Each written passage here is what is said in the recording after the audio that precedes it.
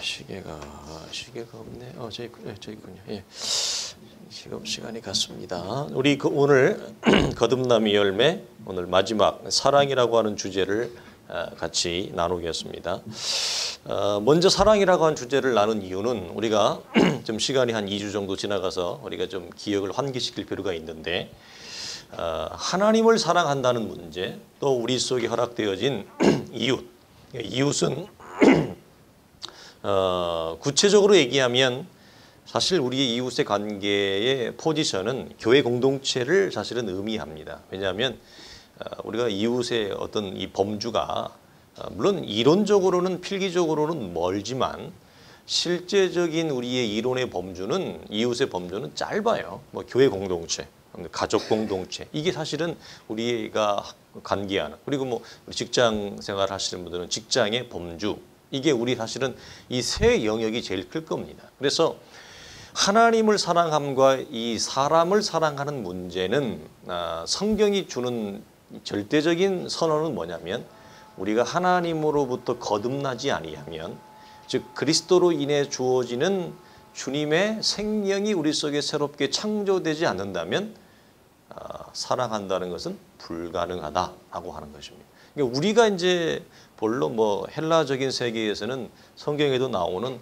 사랑을 뭐 세 가지로 나누기도 합니다. 그리고 뭐 그런 사랑의 종류를 우리가 나누면서 어떤 사랑을 우리가 한다 못한다 그렇게 나누기도 하지만, 그나마 그래도 좀 우리가 좀 인간의 정서가 좀 따뜻하게 남아있는 분들이 가지는 게 뭐냐면, 우리가 사람에 대한, 사람 사랑하게 대한 어떤 동정심, 어떤 궁휼한 마음, 이런 것들이 10개나마 우리 속에 가지고 있는 것, 그 정도만 해도 사실은 오늘날의 세상에서는 좋은 사람이요, 훌륭한 사람이라고 볼 수 있어요. 사실은. 그렇지만 성경이 얘기하는 차원에서의 수준과 성경이 보이는 그 지점에서의 이르는 사랑은 뭐죠? 우리가 거듭나지 아니하면 아예 씨앗 자체가 없어요.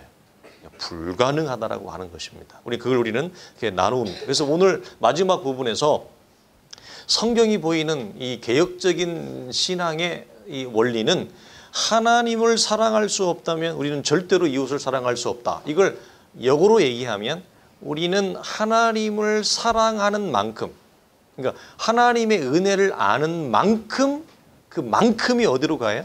사람 사랑으로 가요. 그러니까 하나님을 아는 은혜, 그리고 하나님을 사랑하는 그 만큼이 우리 속에 열어지지 않으면 사람을 향해서 사람을 사랑하는 것은 뭐죠? 절대로 열어지지 않는다. 이게 성경이 보이는 절대 원칙이에요, 사실은. 그래서 이 원리는 어디에도 적용돼요? 말씀이 사실은 우리 속에 열어진 만큼 우리는 하나님을 알아요. 그리고 그 하나님을 아는 만큼 우리의 삶이 뭐죠? 그렇게 열어지게 되어져 있어요. 이 원리는 거대한 어떤 신앙의 어떤 이 은혜의 관문과 같은 큰 서로 연결되어져 있음을 우리는 하기를 합니다. 그래서 하나님을 향한 사랑의 크기만큼 이웃을 향한 사랑의 크기, 이것은 사실은 어디에 우리가 그대로 접목되냐면, 이웃의 제1번지는 어디라고 그랬어요? 부부관계예요. 이웃의 제1번지는 부부관계예요. 근데 제일 우리가 어려운 게 뭐예요? 살면서. 부부관계가 제일 어려워요. 제일 어려워요, 부부관계가. 직장에서의 관계도 여러분 어렵죠. 쉬운 거 아니거든요. 직장에서의 사람 관계 쉬운 거 아니에요. 사람이 참 어려운 게 사람과의 관계예요. 우리 친구들은 학교에서의 친구들 교우 관계, 그거 쉽지 않아요. 별 애들이 많거든요. 별 애들이 많은데 그 많은 애들 중에서 나랑 맞는 친구 찾는다는 건 참 어려워요. 괜히 뭐 내가 걔한테 나쁜 행동이나 나쁜 언행을 하지 않았는데도 괜히 나를 시기하고 괜히 나를 미워하고 괜히 나를 험들고 이러잖아요. 그러니까 요즘 한일 관계가 안 좋은데, 어제 지나가면 제가 보니까 그러잖아요. 우리나라 대통령이 그 전문가가 나와서 얘기하는데, 우리나라 대통령이나 우리나라 이 국무위원들이 국제 무대에서 회의에서 어떤 미국과의 어떤 중요한 정책이나 회담이나 회의를 하고 나면 바로 뒤에서 오는 팀이 있대요. 그게 뭔가 했더니 일본 외무부에 있는, 그러니까 일본 정치가나 외무부 관계자들이 뒤에서 와가지고 바로 하는 게 뭐냐면, 헐뜯는데요. 한국을. 그 지금까지 이어져 온 관행이래요. 국제 무대에서. 그래서 한국이 어떤 미국하고 어떤 정상회의나 어떤 회담을 하거나 어떤 만남 미팅을 하잖아요. 그러면 그 다음에 바로 와서 얘기하는데 어떻게 한국이라는 나라는 믿을 수 없는 나라다. 신뢰할 수 없다. 저 사람들은 언제 바뀔지 모른다. 그래서 이 헐뜯는 그 비방하는 것을 한두 해 한 게 아니라 지금까지 오랫동안 했대요. 뒤에서, 밑에서. 그걸 제가 듣고 야 정말 일본이라는 사람들은 우리가 사람을 이해한다는 건 좀 어렵지만 정말 어려운 나라구나, 대상이구나. 예? 그러니까 우리 학교에서도 우리 세상 살면서도 마찬가지예요. 내가 그 사람한테 어떤 특별한 내가 뭐 그 사람한테 밉보일 만한 걸 보이지 않고 나쁜 언사나 언행을 하지 않았는데도 괜히 그냥 내가 싫은 사람이 있어요. 나를 막 공격하고 나를 헐뜯고 비방하고 여러분 이런 사람들이 뭐 우리 주변에 어렵지 않게 만납니다. 이게 많이 만나는 건 별로 추천할 만한 일은 아닙니다. 이런 분들은 안 만나도록 기도하셔야 돼요. 사실은 우리가 나누었죠. 다만 악에서 구하옵소서. 그 악이 뭐예요? 악과 악인들이거든요. 세상에는 악인이 있어요. 그 악인을 피하는 것도 안 만나는 것도 뭐죠? 하나님의 은혜입니다. 그리고 대신 누구를 만나는 거예요? 네, 선한 사람, 의로운 사람을 만나는 것도 뭐죠? 축복입니다. 그래서 우리가 굳이 자기가 뭐 신앙적으로 크고 자기가 신앙적으로 얼마나 대단하다고 하는 것을 증명하고 싶은 사람들이 있어요. 누굴 통해서? 악인을 만남을 통해. 그런 무모한 삶의 자세는 추천하지 않는다. 그래서 우리가 하나님 앞에 의인과 선인을 만나고 악과 악인을 뭐죠? 피해달라고 주기도문에서도 여러분 건지어달라고 하는 기도가 있는 이유이기도 합니다. 그래서 하나님을 향한 사랑의 크기만큼 이웃을 향한 사랑의 크기가 나타나는데 그것의 정 1번 타자는 어디예요? 부부관계다. 부부관계가 그래서 그만큼 어려워서 에베소서를 보면 뭐라고 나와 있어요?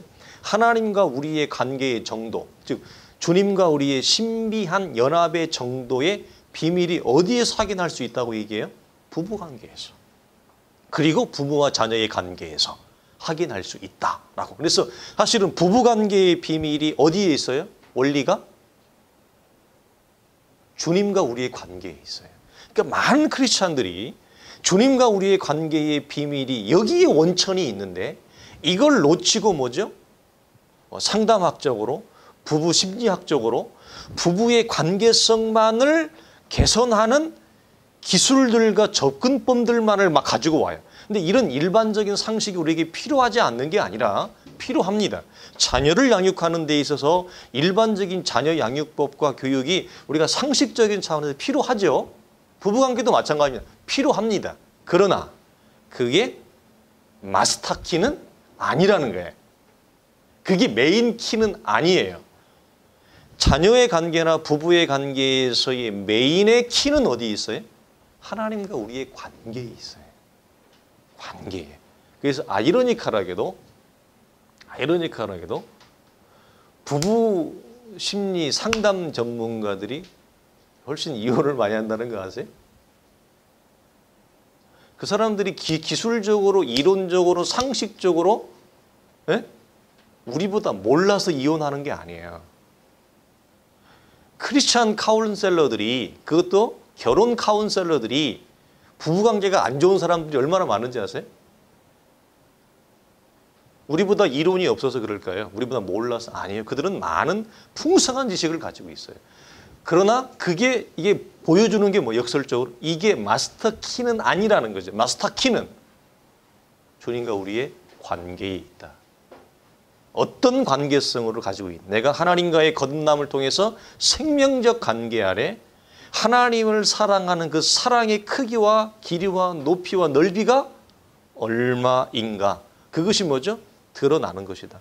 근데 이것은 우리의 자력으로는 불가능하다. 그래서 요한일서 4장 20절 21절에도 이렇게 얘기하죠. 누구든지 하나님을 사랑하노라 하고 그 형제를 미워하면 이는 거짓말하는 자니 보는 바 그 형제를 사랑하지 아니하는 자는 보지 못하는 바 하나님을 사랑할 수 없느니라. 우리가 이 계명을 주께 받았나니 하나님을 사랑하는 자는 또한 그 형제를 사랑할지니라.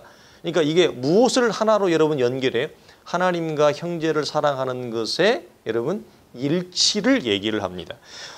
여기서 우리가 1차적으로 그 형제를 사랑한다라고 할 때 그 형제는 같은 교회 공동체의 성도를 말합니다. 이 내용을 가지고 오늘 본문으로 오면 형제를 사랑함에 있어서 아래와 같은 이런 결론에 이르게 됩니다. 16절은 뭐라고 얘기하죠? 16절을 딱 보면 우리를 위하여 목숨을 버리셨으니 우리가 이로써 사랑을 알고 우리도 형제들을 위하여 목숨을 버리는 것이 마땅하다라고 얘기합니다. 이게 무엇을 얘기하냐면 형제들을 위한 희생, 사랑의 대헌장을 얘기하죠. 요한복음 15장에는 주님 이렇게 우리가 기억하실 겁니다. 내 계명은 곧 내가 너희를 사랑한 것 같이 너희도 서로 사랑하라 하는 이것이니라. 사람이 친구를 위하여 자기 목숨을 버리면 이보다 더 큰 사랑이 없느니라 이렇게 얘기합니다. 그래서 형제를 위하여 목숨을 버리는 이 희생, 사랑을 주님이 이렇게 우리에게 표현하셨어요. 두 번째 11절은 뭐라고 얘기하냐면 세상의 재물을 가지고 형제의 궁핍함을 보고도 도와줄 마음을 닫으면 하나님의 사랑이 어찌 그 속에 거하겠느냐라고 하는 것입니다. 그래서 이 17절은 사랑은 실제적인 희생을 요구한다라고 하는 것입니다. 사실 우리가 이 부분이 현대인들 어느 시대에 누구를 알지라도 제일 어려운 부분이에요. 그래서 우리가 여러분들이 이런 부분들이 사실은 잘 훈련되어지면 좋아요. 근데 이게 훈련만으로 되어지는 게 아니고 사랑이 훈련만으로 되어지지 않고 실제적인 희생과 사랑은 무엇으로 돼요? 사실은 이 씨앗은 거듭남에 있어요. 거듭남에. 이 거듭남이 우리 안에 크면 형제의 궁핍함을 보고 마음을 닫지 않아요. 근데 이게 어떤 분들은 자신이 경제적으로 능력이 있고 넉넉함에도 불구하고 형제의 어려움과 궁핍함을 보고도 그냥 이렇게 마음을 닫는 경우가 많아요. 그래서 이 마음을 닫지 않고 마음을 열고 그 사람의 어려움을 공감할 뿐만 아니라 깊이 있게 여러분 이해해서, 근데 그 깊이 있는 이해가 어디서 나올까요? 십자가의 사랑에 있어요. 십자가의 사랑을 깊이 있게 여러분 알지 않으면 형제의 어려움을 깊이 있게 보는 눈이 없습니다. 뭐라고 얘기할까요? 그냥 보통 얼마 전에 제가 생일이었대요. 나는 내가 생일인지도 몰랐다가 그날이 생일이었나? 그랬다가 해가지고 내가 그래도 오늘 내가 생일이니까 우리 연세가 많으신 어머니와 전화를 해야 되겠다. 근데 우리 어머니와 잘 통화가 안 되거든요. 그러니까 소통이 잘 안 돼요. 기본적인 거 인사하고 이래야 되는데 지금 이제 연세가 워낙 고령이다 보니 96세 아닙니까? 그러니까 조금 깊이 대화를 들어가면 잘 못 알아들으세요. 그래서 어머니 오늘 나 난이라고 고생하셨네. 그날 내가 삼성병원 신방가러 갔네. 지하철站어머니 오늘 나 난이라고 그날 더웠거든요. 더운데 나 난이라고 고생 많았네 우리 어머니. 그러니까 우리 어머니 하는 말이 뭐라고 하냐면 말귀를 못 알아들으시고 원래 세상에 태어나면 다 고생이다. 원래 사람은 태어나면 다 고생이다. 아니 그게 아니고요 어머니. 나 난이라고 고생하셨다니까. 그래 고생이야. 그래가지고 이게 말이 안 돼. 그래야. 건강하셔 어머니. 잘 계셔. 이러고 이제 끊었어요. 근데 우리가 이런 거지. 어려운 사람을 보고 이런 말이죠. 저희 어머니가 이런 표현을 하는 건 아니지만 우리가 일반적으로 다 고생이지. 그렇지. 그냥 이렇게 우리가 하고 마음을 닫고 넘어갈 수 있어요. 근데 우리가 이런 표현 자체가 그렇게 부정적인 표현은 아닙니다만 그런 표현을 하고 그것이 마음이 여러분 깊이 있는 그 사람의 아픔으로 어려움으로 여러분 들어가기 위해서는 내 안에 어떤 그걸 깊이 있는 데로까지 끄집어 갈 수 있는 공감 능력이 있어야 되는데 그게 뭐예요? 여러분 우리가 이런 거 보잖아요. 어렵게 고생한 사람들이 성공하면 도와주는 사람 별로 없어요. 우리가 흔한 말로 자수성가한 사람들 있잖아요. 자수성가한 사람들 여러분 무서워요? 따뜻해요? 대부분 다 무서워요. 특별히 돈에 대해서는 정말 무서워요. 그렇죠? 아니 그러잖아요. 우리가 일반적으로 자 고생을 많이 했어요. 예? 우리 TV에 나왔지만 좀 말씀이 다른데 좀 갑니다. 어떤 분이 이게 매달 이렇게 쌀을 학교 장학금으로 이렇게 쌀을 100가만인가 500가만인가를 매년 기증하는 분이 있으세요. 근데 그분이 왜 기증하는지 아세요? 자기가 학교 다닐 때 너무너무 배가 고파가지고 굶으니까 동생들하고 밥을 먹어야 되는데 못 먹는 거예요. 그래가지고 남의 집 담을 넘었어. 그래가지고 쌀 바구니, 쌀 뗀다는 쌀독이라 그러잖아요. 쌀독에 쌀을 이렇게 훔쳤어. 이게 이분의 평생의 한인 거야. 그래서 내가 앞으로 내가 형편이 나아지면 내가 나처럼 배가 고파서 공부를 못하고 배가 고파서 담을 넘는 일이 없도록 해야 되겠다. 흔해요? 흔치 않아요? 흔치 않아요. 여러분 저는 옛날에 말씀을 모르고 복음을 모를 때는 이런 생각을 했어요. 고생을 사람이 많이 하면 사람이 된다고 생각해요. 딱히 그것도 아니에요. 고생을 많이 한다고 사람이 되는 게 아니에요. 사람은 하나님을 깊이 만날 때 사람이 돼요. 네. 그래서 여러분 그분이 매년 그렇게 기증을 근데 그런 분이 흔치 않아요. 여러분 자주 선거하고 어려워도 남을 보고 뭐라고 해요? 네. 부정적인 말을 하는 사람들이 많아요. 그래서 오늘 17절 세상의 재물을 가지고 형제의 궁핍함을 보는데 마음을 닫느냐 여느냐의 기준은 내가 얼마나 고생을 많이 했느냐라고 하는 어려움의 공감 능력이 내 안에 있느냐 있지 않느냐 이것이 고생의 정도에 있지 않고 하나님의 사랑과 은혜를 아는 정도에 있다라고 하는 거. 이걸 여러분 혼동하면 안 돼요. 그래서 18절에는 뭐냐면 말과 혀로만 사랑하지 말고 행함과 진실함으로 하자. 이 말은 말로 이렇게 사람을 도와주는 거, 말로 사람을 이렇게 얘기하는 것을 하지 말라는 것이 아니라 말로만 그치지 말고 실천적인 희생을 실천적인 선을 베풀라는 차원의 18절 말씀입니다. 그래서 이 형제 사랑의 대헌장으로 볼 수 있는 16절은 거듭난 성도들이 가지는 즉 다른 사람들 안에 없는 하나님의 참 자녀만이 가질 수 있는 깊은 희생과 헌신의 마음이 우리 안에 뭐죠? 구축이 되어지는 것을 말합니다. 그래서 거듭난 성도는 때로는 자신을 희생시켜서 교회 공동체 안에 다른 성도를 세우기를 뭐죠? 그걸 기뻐합니다. 거듭난 성도들은. 반대로 뭐냐면 자신이 잘되기 위해서 다른 성도를 희생시키는 것은 하나님의 자녀들이 갖는 태도하고는 우리가 뭐죠? 아주 경계해야 됩니다. 그런데 안타깝게도 이렇게 교회 안에 보면 어떤 분들은 자신이 잘되기 위해서 다른 성도들을 희생시키는 사람이 있어요. 이건 우리가 매우 경계해야 되는 것입니다.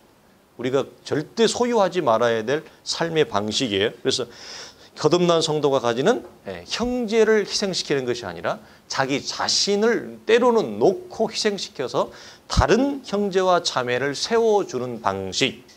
이것은 사실은 우리 안에 우리를 살려내신 예수 그리스도께서 우리를 사랑하시고 희생하신 방식이기도 합니다. 그래서 우리가 나누었죠. 거듭난 성도는 주님 안에 있는 사랑이 우리 안에 뭐가 된다? 공유되어진다. 같이 쉐어링 되는 거예요.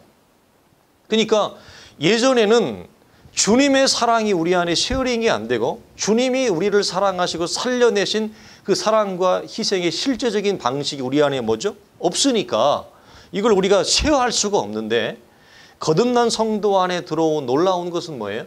십자가의 사랑의 희생의 방식이 우리 안에 구축이 되면 새 생명을 통해서 그것이 이웃에게 뭐죠? 쉐어링할 수 있고 우리가 나눌 수 있는 방식으로 드러나는 것입니다. 이것을 우리가 사랑의 공유라 했습니다. 그래서 사도 요한이 말하는 형제를 위하여 목숨을 버리는 방식이 무엇일까? 현대사회는 사실은 드물죠. 예전과 같은 방식이 아니기 때문에 우리가 직접적으로 문자적인 방식에서 일차적으로 말하는 것처럼 형제를 위해서 내 생명을 내놓는 일은 매우 드문 일입니다. 그러니까 때로는 우리 교회 공동체 안에서 뭐 이제 있다 보면 저도 뭐 그런 것들을 지나왔습니다만 이게 때로는 뭐 우리가 요즘은 뭐 장기를 기증하는 거 이런 것도 이제 보편화되어져 가고 있어요. 때로는 교회 공동체 안에서 보면 그런 일들이 우리 안에 어떤 기회나 또 우리의 어떤 교회 공동체의 어떤 이웃의 필요성에 의해서 우리가 해야 될 어떤 기회나 시점이 오기도 합니다. 그래서 우리가 그럴 때는 적극적으로 사실은 우리가 교회 공동체 안에 연약한 자들을 위해서 우리가 도와줘야 되는 자세를 항상 가지고 있는 거 우리 필요해요. 그러나 우리가 직접적인 방식으로 목숨을 버리는 것은 현대 사회에서는 거의 드문 일입니다. 오늘 사도가 우리에게 말하는 17절, 18절의 실제적이고 우리가 실천적인 선은 무엇이냐면 아주 간단한 거예요. 이 간단한 게 우리 사실은 많은 이제 성도들에게는 어려움을 우리에게 줍니다. 그건 뭐죠? 자신의 소유를 나누는 방식입니다.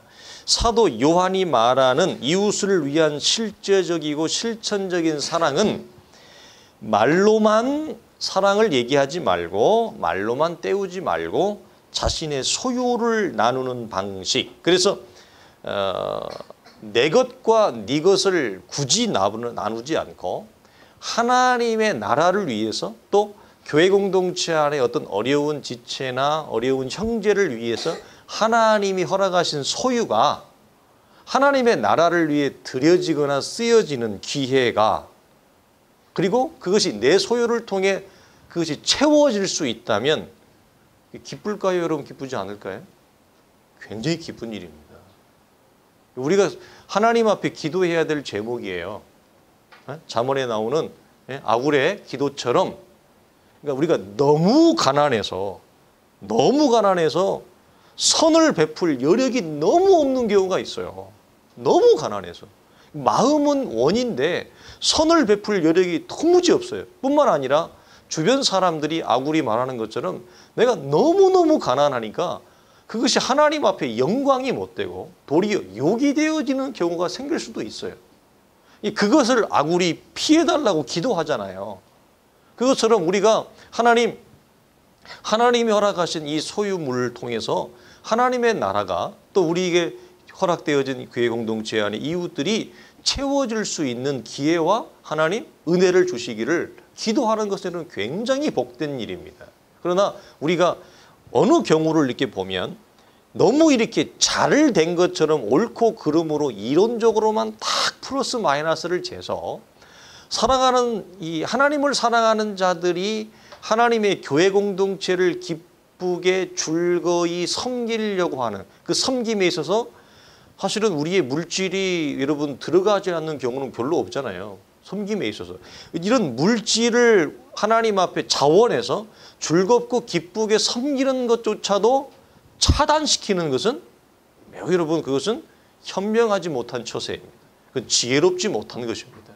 그래서 때로는 저는 여러분이 아시겠지만 어떤 성도들에게 어떤 물질을 요구하거나 성도들에게 가한 어떤 것을 저는 얘기하지 않습니다. 그러나 상황을 보고 사안을 봤을 때 저 어떤 물질의 드림과 물질의 헌신이 저 성도에게 복되고 유익할 뿐만 아니라 하나님 앞에 여러분 아름다운 선이 되어지는 물질의 드림은 막지 않습니다. 그걸 막는 것은 매우 지혜롭지 못한 것입니다. 매우 지혜롭지 못한 거예요. 그리고 하나님과의 그 사람과의 관계성을 뭐죠? 내가 차단시키는 것입니다. 이제 아주 오래전 이야기인데요. 아주 오래전 이야기. 제가 이제 20대 초반 때 이 하나님을 만나고 와서 서울에서 신학을 하면서 그때는 전도사님을 나가기 전에 청년부 아니었어요. 뭐 그때 형편이 뭐 지금도 지금이야 형편이 내가 나쁘다고 말을 할 수는 없습니다. 그러나 그때는 참 형편이 참 아기자기했었어요. 근데 이 청년부 안에서 제가 이렇게 헌금을 하잖아요. 근데 그때는 이게 막 사랑이 너무 커가지고 막 하나님을 만나 은혜가 너무 큰 거예요. 막 너무 기쁘고 즐거워가지고 내가 헌금을 하면 막 이 지갑을 다 털었어요. 막 지갑 털어봤자 뭐 몇 푼 안 나옵니다. 몇 푼 뭐 털어봤자 뭐 몇십만 원이 나오고 뭐 몇백만 원이 나오고 이게 아니라 뭐 가난한 시골 청년이 하나님 만나고 서울 올라와서 뭐 있는데 털어봤자 뭐 몇 푼 되겠어요. 근데 어쨌든 헌금을 드리면 내 마음에는 막 너무 기쁘게 즐겁게 막 드리고 싶은 거예요. 그래서 진짜 막 좀 나는 이렇게 했어요. 그런데 어느 날 갑자기 청년부에 저 안에 이제 훨씬 선배되는 형들이죠. 이게 뭐 하다가 얘기를 하는데 뭐 일이 너무 헌금을 과하게 하는 것 같다. 왜요? 그랬더니 네가 가지고 있는 어떤 경제적인 형편이나 이게 이제 그분들이 볼 때는 이제 제가 너무 가난하게 보였던 거죠. 예, 너무 가난하게 보였는데 헌금을 할 때 보면 좀 그렇게 했나 봐요. 제가 그 마음을 듣고 말을 듣고 그때는 그게 이해가 안 됐어요. 이해가 안 됐어요. 왜 그럴까? 나는 하나님께 드리고 싶어서 드리는데 왜 그럴까? 근데 지금이야 이제는 조절 능력이 생겼습니다만 그때는 조절 능력이 없어. 그런데 우리가 그런 것조차도 사실은 조심해야 돼. 어떤 분이 헌금을 지나치게 작게 한다. 당신은 왜 이렇게 헌금 작게 하시오? 말하지 말아요. 그건 하나님 앞에서 그 사람이 풀어야 될 과제이지. 그죠? 하나님 앞에서 풀어야 할 과제이지. 불러가지고 밥 먹는데 왜 이렇게 당신 헌금을 조금 해? 이런 지혜로워요? 지혜롭지 못해요? 지혜롭지 못한 거예요. 반대로 어떤 사람이 헌금을 너무 많이 하는 거야. 밥 먹다가 불러가지고 당신은 왜 이렇게 헌금을 많이 해? 이렇게 말을 하는 게 헌금의 규모에 대해서 작든지 많든지 말을 하는 것은 여러분 별로 추천할 만한 접근은 아니죠. 그건 그 사람이 하나님 앞에서 받은 바, 그 사람이 하나님 앞에서 그 소유한 은혜의 정도의 표출인 거지 많이 하면 많이 하는 대로 적게 하면 적게 하는 대로 그건 하나님 앞에서의 뭐죠? 개인적인 문제이고 신앙의 정도와 믿음의 정도의 표출인 것입니다. 그래서 오늘 사도가 얘기하는 자신의 소유를 나눈 방식, 이 방식에서 우리가 우리의 것이 생명을 살리고 하나님의 나라를 세우는 일에 들여주는 것에 대해서 어떤 분들은 지나치게 민감하고 지나치게 옳고 그름을 따져서 뭐죠? 이것을 아예 차단하는 사람들이 있어요. 그건 여러분 결코 하나님의 교회를 뭐죠? 기름지게 못합니다. 옥토같이 기름지고 풍성함이 있고 자유함이 있게 하지를 못하고 항상 1 더하기 1은 얼마라고 하는 딱딱한 방식으로 교회 공동체가 뭐죠? 굳어질 수 있어요. 그러니까 뭘 하려면 뭐죠? 딱 그것이 걸리는, 규칙이 걸리는 거예요. 뭘 하나 하려면 하나님 안에서 우리가 하나님을 사랑하고 하나님의 나라를 위해 선을 행하려고 하는 복된 마음으로 자유롭고 기쁘고 즐겁게 할 수 있는 게 아니라 뭘 하나 딱 하려고 뭐가 생각나요? 규칙이 생각나요. 그건 큰 어리석음입니다. 뭘 자기가 선을 행하려고 하는데 교회 공동체를 자기가 어떤 섬기려고 하는데 어떤 내규나 규칙이 떠오른다. 그것은 여러분 우리 결코 추천할 만한 교회 공동체의 모습은 아니라고 하는 것입니다. 그래서 여러분 우리가 이 누가복음 18장을 한번 봅시다. 누가복음 10장 18장 여기까지만 보고 오늘 말씀을 좀 마치고자 하는데요. 누가복음 10장 한번 가보겠습니다. 이 자비를 베푼 이제 사마리아인에 관련되어져 있는 말씀인데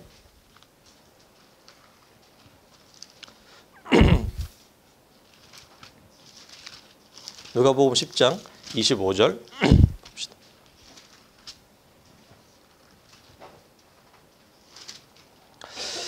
자, 25절에 어떤 율법 교사가 일어나 예수를 시험하여 이르되 선생님 내가 무엇을 하여야 영생을 얻으리까 이렇게 얘기할 때 율법에 무엇이라 기록되어졌느냐 이렇게 얘기합니다. 그럴 때 대답하되 내 마음을 다하여 목숨을 다하고 힘을 다하여 주 뜻을 다하여 주 너희 하나님을 사랑하라 하고 또한 내 이웃을 내 자신같이 사랑하라 하였나이다 이렇게 얘기해요.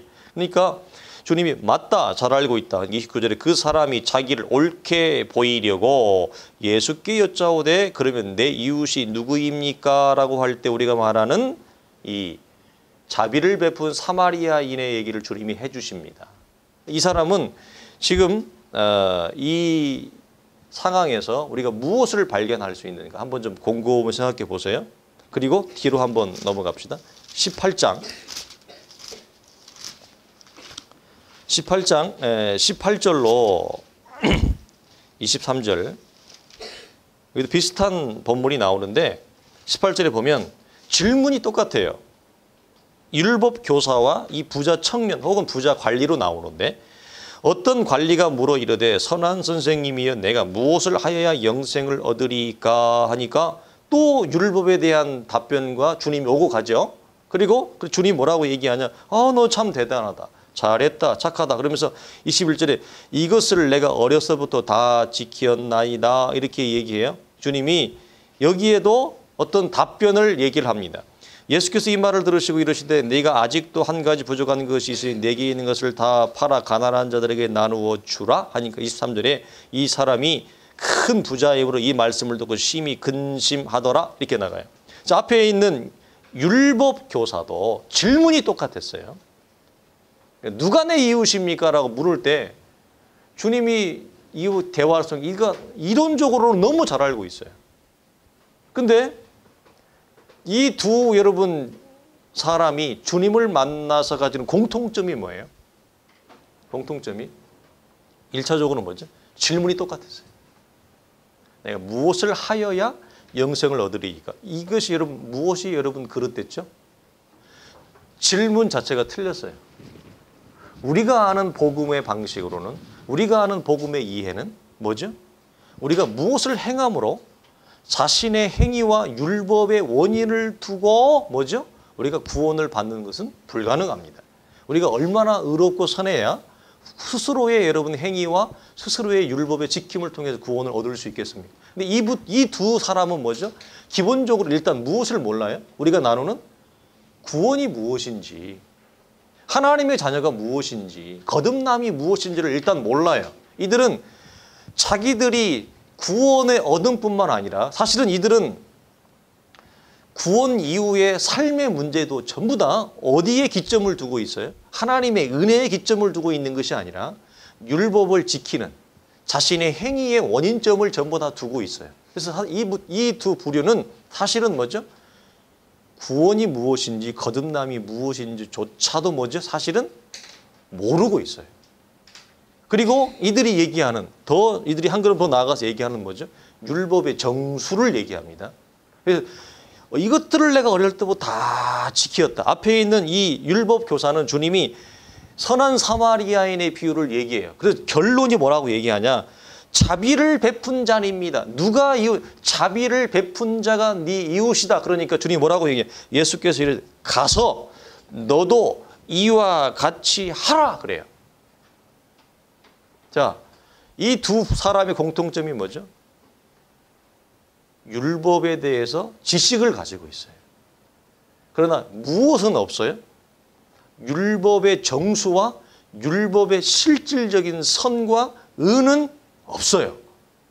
그러니까 앞에 있는 사람에게 너도 가서 하라는 말 이 사람이 했다는 얘기 안 했다는 얘기예요? 안 했다는 얘기예요. 알기는 잘 아는데 옳고 그름은 율법은 옳고 그름의 문제니까 옳고 그름의 범주 안에 있으니까 옳고 그름에 대해서는 잘 알아.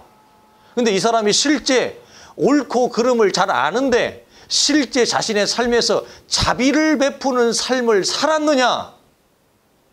안 해. 안 했다는 얘기예요. 이 사람은 율법이 이 사람 안에 있어요, 없어요? 없어요.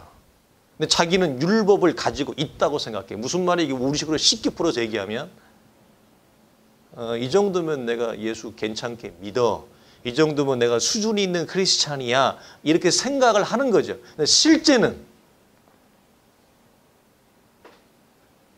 없는 거죠. 그냥 nothing인 거죠. 고린도서 13장에 있는 말씀처럼 너는 nothing이니라. 아무것도 네 속에 없느니라. 이런 거죠.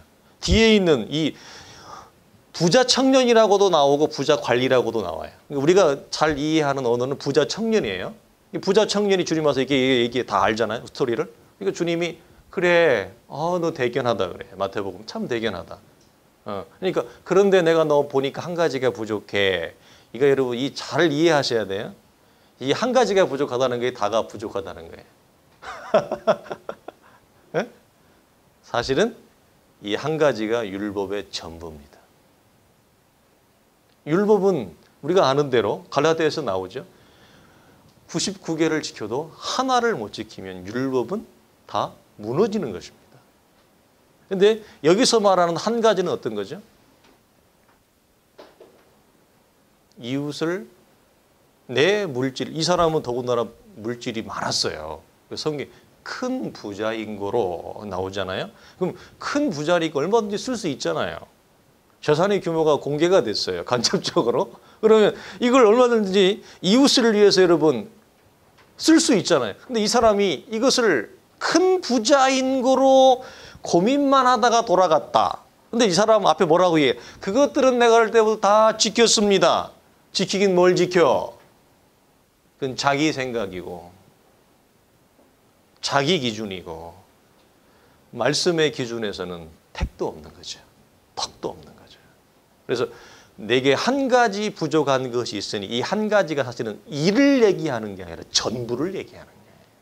그리고 그래서 복음서나 갈라디아서 로마서를 보면 뭐죠? 율법과 선지자의 강령이니라라고 하는 이것을 놓치면 내가 이 거짓말 안 했는데요. 도둑질 안 했는데요가 해당이 안 돼요. 다 놓치는 거예요. 그래서 한 가지가 단순히 수학의 산수의 일이 아니라 전부를 이 부자 청년은 뭐죠? 놓치고 있는 격이라는 거예요. 이게 우리가 지금 무엇을 나누는 거예요? 사랑이라고 하는 주제가 이처럼 크다 이거예요. 단순히 신앙의 외형적 덕목으로 주의를 지켰다. 11조를 했다, 안 했다, 뭐 선교 헌금을 했다, 안 했다, 내가 단기 선교를 갔다, 왔다. 이게 다가 아니라 이걸 외형적으로, 이론적으로 잘 알고 신앙적, 외형적 덕목이 그것들을 내가 참여하고 참가하고 거기에 내가 무엇을 했다 할지라도 이 주제에서 우리가 놓치면 사실은 다 놓치는 거예요. 그래서 제가 주님을 만나고 개인적으로 내면의 심각한 어떤 내면적 분열, 영적인 분열을 통해서 나를 돌아보게 됐던 첫 번째 터닝 포인트가 뭐였는지 아세요? 나는 왜 이렇게 사람을 사랑하지 못할까? 27살 때였어요. 주님을 만나고 7년이 지났는데 그게 성경에 대해서 아는 게 없어서 말씀에 대해서 기독교에 대해서 아는 게 없어서 7년을 열심히 걸어오니까 조금씩 좀 쌓이지 않겠어요? 영국 유학을 처음 갈 때 제 안에 첫 번째 나를 돌이켰던 나를 이렇게 정면으로 나를 무너뜨렸던 큰 질문이 뭔지 아세요? 나 내면적으로 누가 다 뭐라고 하는 게 나 혼자 나는 왜 이렇게 사람을 사랑하는 게 적을까? 근데 그때 내가 가지는 외형적인 행위 덕목은 대단했었어요, 사실. 그 전도에 대한 열정, 성경에 대한 열정, 공부에 대한 열정, 기도에 대한 열정. 제가 이게 하루 4시간 이상을 잔 적이 없어요.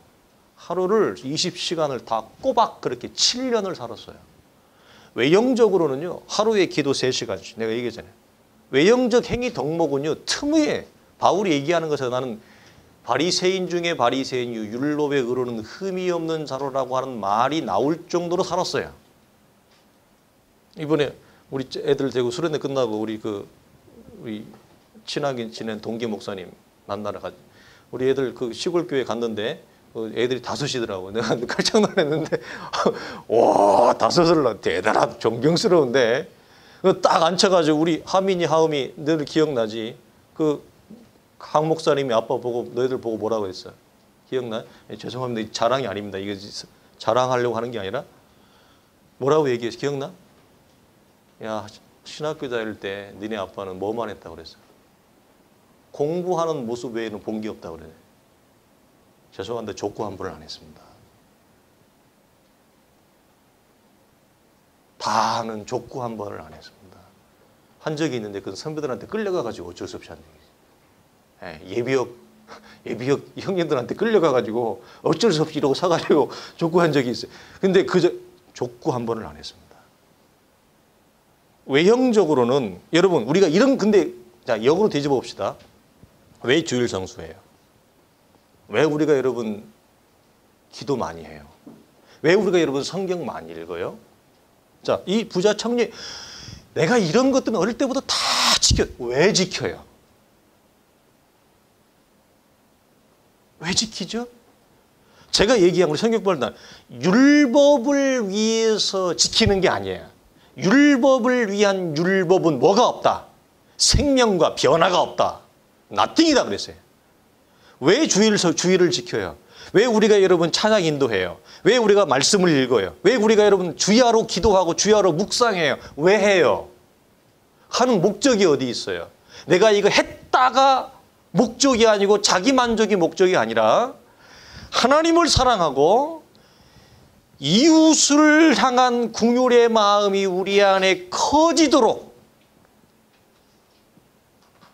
이 사랑이 우리 안에 긍휼이 커지도록 채워가기 위해서 주일을 지키고 우리가 성경을 읽고 주야로 기도하고 묵상하고 전도하고 주의 교회에서 신앙적인 행위를 갖는 것입니다.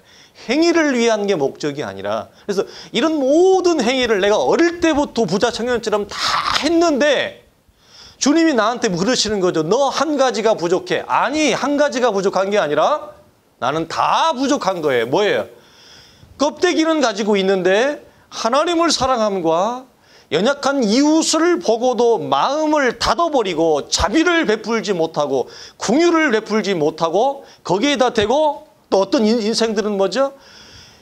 원래 사람은 다 고생해. 우리 어머니 말이 아니고 이렇게 세멘트로 포장을 해버리고 가면 이게 기독교의 신앙이겠느냐 이 말이에요. 이 사람이 분명한 신앙 고백을 했다 치자고요. 이 사람의 신앙의 현 주소는 그리스도 안의 어린아이일 뿐입니다. 그 사람이 목사님이라고요? 어린아이예요. 그 사람이 장로님이라고요? 어린아이예요. 그 사람이 권사님이라고요? 어린아이예요. 그냥 바울이 얘기하는 것처럼 고린도 우리가 전서에서 나누었던 것처럼 에베소에서 나눈 것처럼 그리스도 안에 어린아이일 뿐이에요. 신앙의 현 주소는. 외형적으로는 다 지킨 게 아니에요. 그 자기가 지킨 거지. 하나님 보기에는 아무것도 지킨 게 아니에요. 그래서 뭐라고 해요? 로마서에 멋진 말이 나오잖아요. 이로써 그리스도의 법을 성취하라 그러지. 그 법을 성취하는 게 뭐야?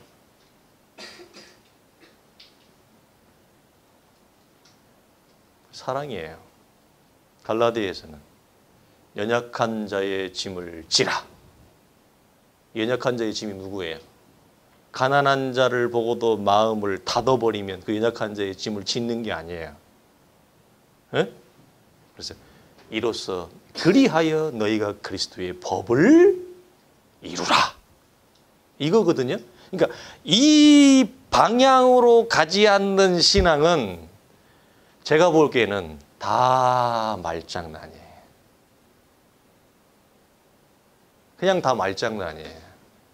그리고 다 그냥 자기 잘났다고 쇼하는 거예요. 그냥 말장난 아니면 자기 쇼예요. 자기를 뭐라고 이 사람들이 전부 다 나와. 공통점이 뭐죠? 자기를 옳게 보이려고. 그러니까 착한 사람 컴플렉스죠.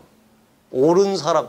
여러분 우리가 살면서 자기를 자기가 그렇게 사실 우리 착한 사람 아닌데 착하게 보이려고 하는 컴플렉스 갖지 마세요. 그럼 그 위장입니다. 위장. 성경에서 빛과 소금이 되라는 것은 여러분 존재가 드러나는 거예요. 빛인 것처럼 소금인 것처럼 이런 위장, 디스가이스 하라는 거예요. 위장이 아니라 존재가 드러나는 거지 자기 자신을 옳게 보이려고 하는 그런 위장은 우리가 뭐죠? 하지 말아야 돼요. 그래서 착한 사람 컴플렉스 여러분 갖지 마세요. 예? 그 심리학에서도 그 별로 좋은 용어가 아니에요. 뭐죠? 정신 분석에서는 착한 사람 컴플렉스는 뭐가 많더라? 나중에 다 뭐 걸리더라? 화병 걸리더라. 자기가 착하지 않은데 자기가 자꾸 착한 사람 컴플렉스를 보이니까 자기가 이렇게 할 말도 못하고 할 표현도 못하고 할 행동도 못하니까 계속 분노가 안에 쌓이는 거예요. 그럼 나중에 뭐가 걸려요? 우리 조선말로 하면 화고 서양말로 하면 우울증 아니에요. 그죠? 오는 거예요. 오는 거예요. 그래서 우리가 이 말씀에서 주님이 주시는 이 내용 하시는 이걸로 가지 않으면 뭐죠? 우리가 이걸로 가자는 싸움이에요. 저도 이 싸움 하는 거고 우리 성도들도 이 싸움 하는 거예요. 그래서 이걸 알고 우리의 삶에서 뭐죠? 작으면 작은 대로라도 연약한 자 여러분 좀 연습이 이런 것도 필요해요. 그래서 여러분 우리가 매달 후원하는 거 있잖아요. 매달 후원하는 거 아프리카 지역이나 요즘 컴패션도 있고 선한 사마리안도 있고 여러 단체 많거든요. 예. 그런 거 여러분 그런 작은 훈련 일부러라도 여러분 자동 이체 시키세요. 자동 조인 시켜놓으세요. 금액 얼마 안 되더라요. 선교사님들 같은 게 요즘은요 너무 잘 돼 있어요. 사이트들에 가면 도네이션 해가지고 크레딧 카드로요 한 달에 $10 이런 것도 많아요. 10달러면 얼마예요? 이번에 가보니까 10달러도 세던데 12,000원이잖아요. 그러니까 진짜 이런 내용과 이해를 가지고 뭐죠? 거기에다 대고 어떤 내가 실제로 내가 선을 위해 나를 소비하는 투자하는 훈련도 필요해요. 그래서 여러분 동남아시아 아프리카에 있는 그런 어려운 가정들을 이렇게 해가지고 매달 얼마씩 나가는 그런 것도 여러분 안 하면 좀 해보세요. 그리고 선교사님들 최소 미니멈 금액이 있거든요. 그런 것도 여러분 일부러라도 좀 해보세요.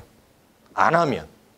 그리고 추천드리고 싶은 것은 우리의 삶에 지금 저희가 이건 한국에서 배운 건 아니고 유학 때 배운 건데 정말 독일 크리스찬들도 마찬가지고 이걸 많이 하더라고요. 우리식으로 얘기하면 10의 3조, 2조나 3조에 해당하는 개념인데 자신의 삶에 소득이 있을 때마다 일정 부분을 조금씩 이렇게 빈 통에다 빈 병에다 모아놔서 그것이 이렇게 꽉 차면 그것을 가지고 필요한 주변을 보는 거. 그래서 그들이 놓는 제가 참 감동적이었던 것은 뭐냐면 이걸 딱 하나님 이것을 누구를 위해 하나님 쓸까요?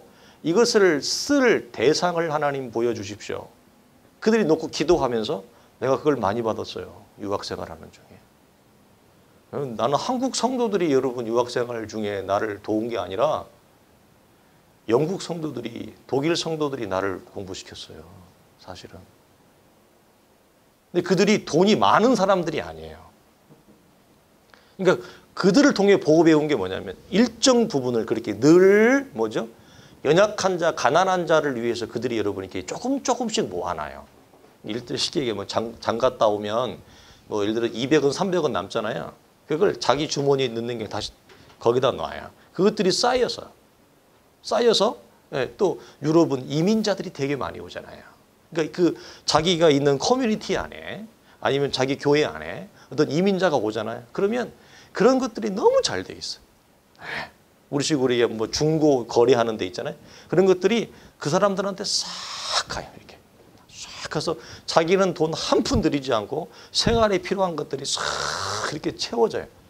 그게 여러분 기독교 문화가 가지는 메커니즘의 힘이라고 봐요. 나는. 기독교 문화가 가지는 힘. 그래서 연약한 자를 위해 자기들의 소유를 기꺼이 쉐어하는 거. 참 복되죠. 그러니까 이런 식으로 갈 때 여러분 이게 뭘까요? 바나바는 저는 좋은 사람이라 그러잖아요. 그게 좋은 사람인 거예요. 그런데 봅시다. 말씀 깁니다만 알기도 많이 알아. 똑똑해. 말도 잘해. 일도 잘해. 많이 배웠어. 근데 이게 없어. nothing이라고요. 아무것도 아니에요. 여러분 이거 절대 놓치지 마십시오. 아무것도 아니에요. 그렇게 보이는 것뿐이에요. 그 사람은 명분과 옳음을 위해 그렇게 보이려고 이 사람들처럼 무단히 애를 써요. 근데 그거에 옳게 보이려고 내가 좋은 사람인 것처럼 보이려고 애를 쓰는 게 아니라 싸움의 방향을 포커스를 거기에 두는 게 아니라 너도 가서 이와 같이 하라. 안 했다는 얘기예요. 지금까지 그렇게 안 해왔다는 얘기예요. 너도 가서 이와 같이 하라. 이게 뭐죠? 우리의 싸움이 되기를 주님의 이름으로 간절히 축원합니다. 기도하겠습니다. 하나님 아버지 감사합니다. 만일 사람이 믿음이 있노라 하고 행함이 없으면 무슨 유익이 있으리요? 그 믿음이 능히 자기를 구원하겠느냐? 만일 형제나 자매가 헐벗고 일용할 양식이 없는데 너희 중에 누구든지 그에게 이르되 평안히 가라, 덥게 하라, 배부르게 하라 하며 그 몸에 쓸 것을 주지 아니하면 무슨 유익이 있으리요? 이와 같이 행함이 없는 믿음은 그 자체가 죽은 것이라. 아멘. 하나님 감사합니다. 우리에게 은혜를 베푸시고 하나님을 알고 하나님의 생명을 주었고 하나님의 영원한 나라가 우리 앞에 놓여져 있건만 우리의 눈이 가리워지고 우리의 귀가 하나님 닫혀져서 우리가 봐야 될 것, 들어야 될 것들을 보지 못하고 내 자신을 위해 쌓아가며 선과 자비와 긍휼을 베풀지 못하고 기독교를 이론과 하나님 율법과 가르침으로만 지식으로만 가려고 했던 우리 연약함을 불쌍히 여기시고 생명과 변화와 긍휼과 사랑과 자비를 갖춘 참으로 하나님이 기뻐하는 우리의 신앙이 되도록 주님 인도하시고 축복해 주옵소서. 우리 주 예수님의 이름으로 간절히 기도하옵나이다. 아멘. 이제는 우리 주 예수 그리스도의 은혜와 우리 하나님의 크신 사랑과 성령의 감화감동 역사하심이 의와 진리와 선을 위하여 걸어가기를 원하는 사랑하는 온 성도들의 복된 신앙적 걸음 위에 이제로부터 영원토록 항상 함께 있을지어다. 아멘. 주님 감사합니다. 주님 도우시옵소서. 주님 불쌍히 여기시옵소서. 주여 우리의 손을 붙잡아 주시고 생명의 길로 의의 길로 인도하시고 하나님을 영화롭게 하는 길, 하나님의 마음을 기쁘시게 하고 하나님의 마음을 시원해 드리게 하며 하나님의 마음에 합하게 하는 신앙적 걸음으로 걸어가도록 주여 축복하여 주시옵소서.